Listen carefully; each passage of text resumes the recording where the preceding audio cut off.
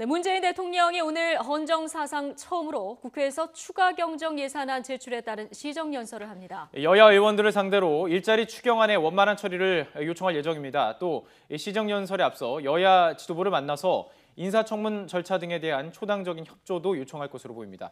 청와대 중계차 나가 있는데요. 기자 연결해 보겠습니다. 이종원 기자. 네, 청와대 춘추관입니다.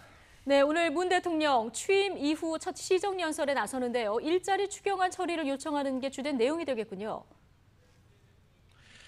네, 그렇습니다. 문 대통령의 시정연설은 일자리 추경 편성의 시급성에 초점이 맞춰질 전망입니다. 지난주 국회에 제출된 이번 추경안은 문재인 정부 일자리 정책의 첫걸음이라고 할 수 있는데요.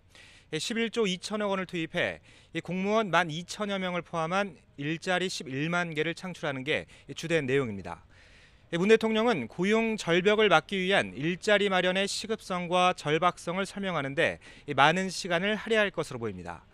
또 정부 주도로 만들어지는 이번 일자리들이 국민의 생명과 안전, 복지 등에 집중됐다는 점도 부각할 전망입니다. 추가로 투입되는 예산이 일자리 확충에서 그치는 것이 아니라 민생 서비스를 높이는 데에도 이바지한다는 점을 강조해 국회의 원만한 처리를 당부할 것으로 알려졌습니다. 좋은 일자리를 늘려 그 힘으로 경제 성장을 이루겠다는 문재인 정부의 소득 주도 성장을 다시 한번 설명할 것으로 보입니다. 네, 그리고요. 이 문 대통령이 전례가 없던 추경안 시정연설에 나선 것 또 어떤 의미로 봐야 될까요? 네, 추경안 편성에 따른 현직 대통령의 시정연설은 헌정 사상 처음인데요. 일자리 확충이 새 정부 핵심 정책이고 이번 추경안이 그 첫걸음인 만큼 임기 초반 확실한 국정 동력을 확보하겠다는 의지로 해석됩니다.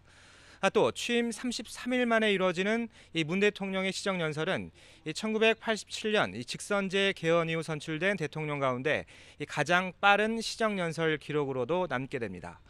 지금까지는 2003년 노무현 전 대통령이 취임 37일 만에 이라크 파병 동의안과 관련한 시정연설을 한 것이 가장 빠른 기록이었습니다.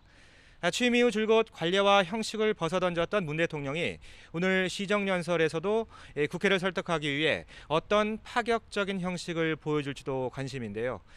문 대통령은 시정연설 직전 정세균 국회의장과 여야 지도부를 비공개로 따로 만나 회동합니다. 강경화 외교부 장관 후보자 등 청문 절차를 넘지 못한 인사들에 대한 협조를 구하고 정부 조직 개편안을 포함한 개혁 입법에도 국회에 적극적인 협조를 요청할 것으로 보입니다.